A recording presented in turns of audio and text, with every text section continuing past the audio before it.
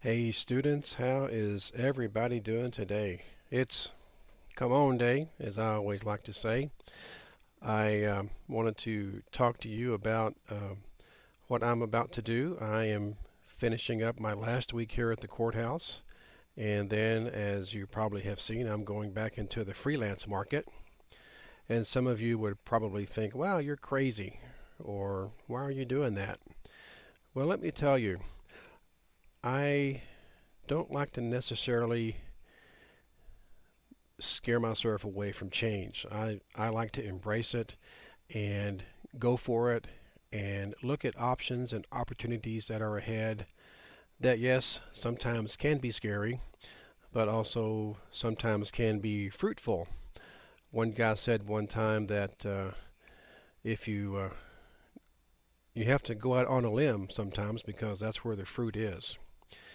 And that's kind of comparable to how we practice on our machine.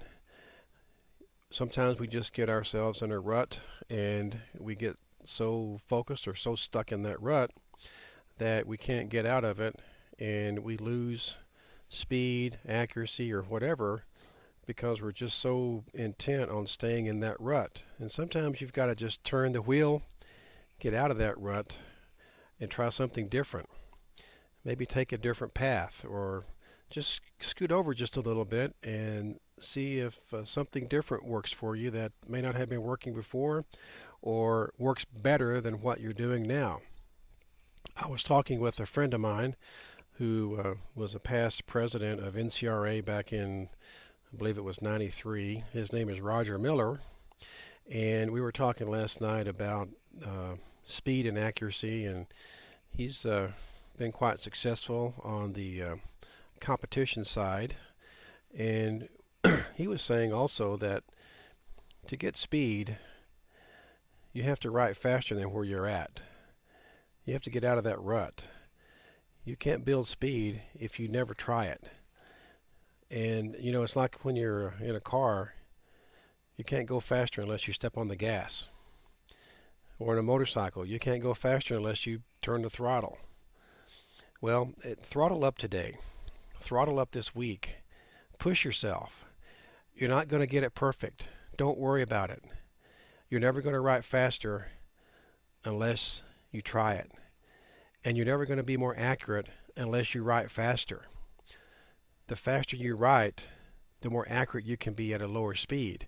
So if you want to be accurate at 200, your brain has to process at 225 or 240 so that that 200 sounds slow, so that you have time to hit it quick and think about it and make that stroke perfect.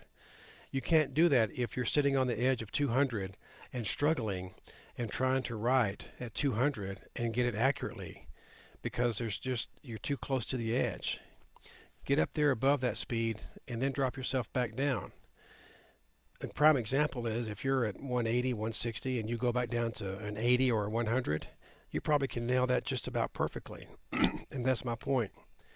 If you want to write 180 or 200, you've got to process at 225 or 240, or you'll never get there at the 200 speed for accuracy, unless you take the same take over and over again at 200 and you never push yourself. Yeah, you can get it that way, but that's not what you need to do. And I can promise you, once you get in the field, 200 and 225 are not going to be the norm all the time. You're going to have many days where you're going to be writing much faster than that in spurts. It's a different kind of writing, but you've got to have the ability to turn it up and turn it on quick, like a gas stove, and then turn it back down.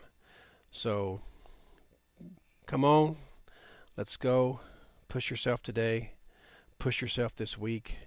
And let's see how many good things we can do and finish out the summer season. Let's burn it up, because fall is fast approaching, and we're going to work hard this fall because I want to see tests fall and I want to see you advance or get out. You can do it. Let's do it. Have a great day, and I'm out.